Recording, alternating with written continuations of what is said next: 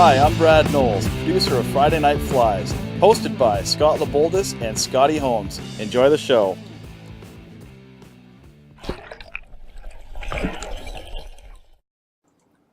Take it away, Brad. How do your armpits smell? How do your hands smell now? I'm just going to sit here and look at you guys. I'm watching you. Actually, no, I'm not. Anyhow, it's Friday night. I'm watching you, watching me. But tonight, it's that time of year. Stillwater, lakes are starting to clear up of ice. And what do? You chronomid fish. And why? Because that'll put fish in the net all day long. This time of year, the mosquitoes are starting to do their thing. I probably killed about 4 or 5 of them yesterday when I was out changing my rototiller on my tractor. And yes, I own a John Deere. Does that make me cool or what? I thought you were going to say, does that make me redneck? Yo, man. Anyhow, we're having fun here in the studio at Spud Valley Sporting Goods, 1380 Birch Street. If you guys haven't come by here yet, it's probably because you don't live anywhere close, but you should. You should come by because it's a pretty hot little place, man. We got lots of fishing stuff going on. We don't mind sharing the odd secret. But tonight I'm tying the Mosquito Larvae, also known as Mosquito chronomid. Or, what do they call it? The Wiggler? I think is a nickname for the Wiggler, yeah. The Wiggler. Oh, really? My version of the Wiggler. Oh, yeah. Down here in the bottom, right here. Anyhow, we're not going to take too much more time. Let's go down to the bottom screen. We're there. Yep, we're there. We're going to give this a slow roll. Roll. Once I unlockage the rotary vise. That thing is almost camouflaged in that red shirt of yours. And you know what? I asked Scotty Holmes if it was okay if I had red behind, but it's pretty obvious that it's not. And No. you know what? When you're focusing in on a size 12 dry fly hook or a 14, I think this is a 14. It's pretty hard to get the detail that we need. You see it. But you can see it. Oh. Anyhow, we're going to get to it right now. And we'll get to busy after somebody calls me. This is like an ongoing thing that somebody calls me pretty well every time I start a show. So, we're starting out with a size 14, or is this a 12 dry hook? And I got these fancy little check seed beads, size 8, crystal. Can you see them okay? Yep. Seed beads, crystal, check. And I'm going to take a couple of these suckers out because I got another. Everybody does the snow cone. I think this is better than the snow cone because you can see through it, and most of the people that do the snow cone, the white bead represents air. Locked, is it not? Because chronomids like to make their way to the surface to breathe. And in turn, they hold on to some air. And that's kind of what this glass bead, or crystal bead in this case, does. It looks like air bubble trapped on the chronomid. So, starting out, I've got some white rod wrap. It's just white wrapping for making fly rods or spinning rods or whichever. It's kind of coarse, but it's nylon and it's really UV. I got a little chunk of this. What do we got here? I got 3/0 super thread in black. Just get a little bit of that on there. Lock it down. Take that white rod wrap, and we're going to lock it on here on that dry hook. And we're not going to go too crazy with the thread because trying to get that bead over top of it, if you put a whole whack of it on there, good luck with that. That's our seeds. So, always fun getting that white thread to start. There we go. We got that white thread out. Lock it down. And I'm going to cut it off. I'm going to try over again here.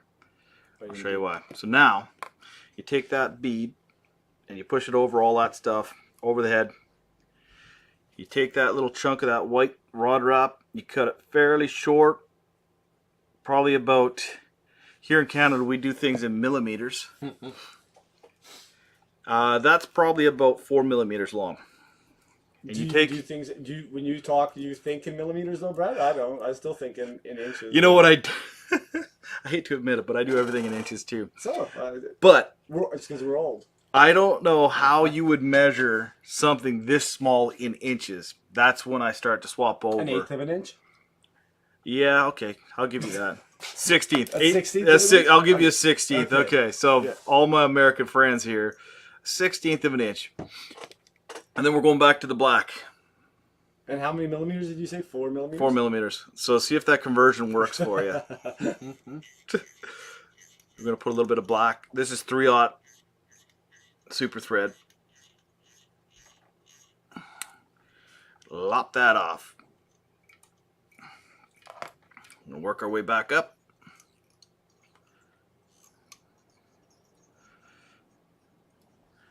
We got another chunk of that rod wrap. And you know what? This stuff isn't that expensive, so don't be sparing with it, because you'll see here in a minute that when you tie it on, it gives you something to hold on to if you leave a little bit of a tag. Anchor that in. And now I'm going to this fancy stuff by Superfly. I like using this stuff for ribs. It's nice. Can you see that okay, cameraman? We Superfly glitter thread We can. in red. The French would call it rouge. Rouge. So, same thing with that. Man, this stuff ain't expensive, so just take a nice chunk of it.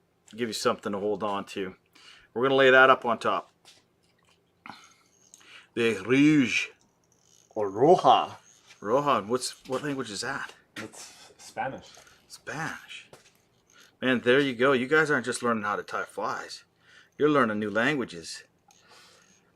Only here it's Friday Night Flies. So we're going right back to the bend of the shank there. Now what I'm going to do is I'm just going to form this fly. This chronometer, the larvae.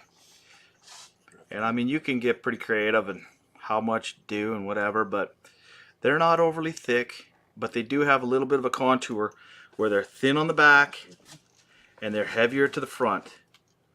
So you just want to try and make it smooth as you can. Build her up. These are very, very simple to tie. At this point, what I'm going to do, some people do half hitches.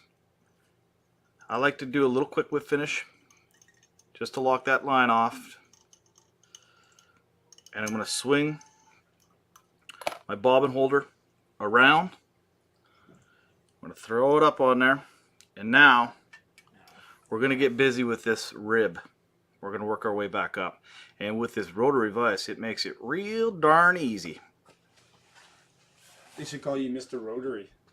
Man, I'll tell you, this Brad Rotary this Knowles. Griffin vise, the mongoose, has been an absolute game changer for me in my fly tying, man. I'll tell you, I never grew up with rotary vices, man.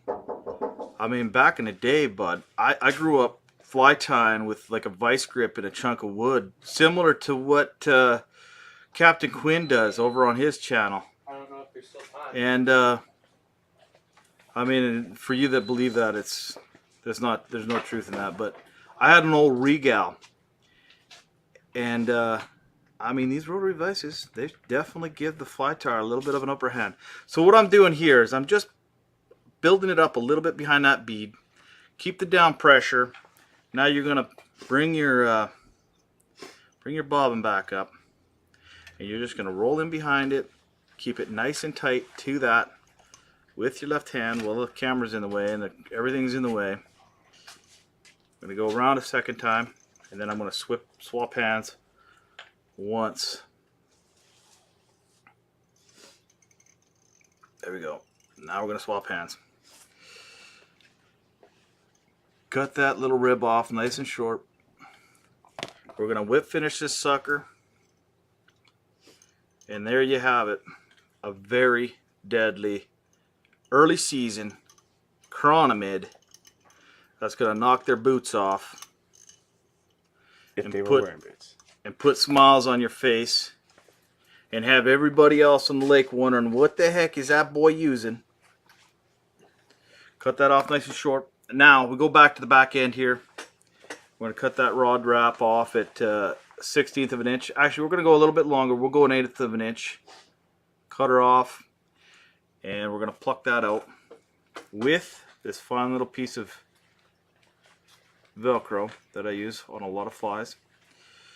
We're going to roll this upside down, because if you don't, when you're putting your head cement or your lacquer on, it will run down and collapse your nice little tail that you made and your gills.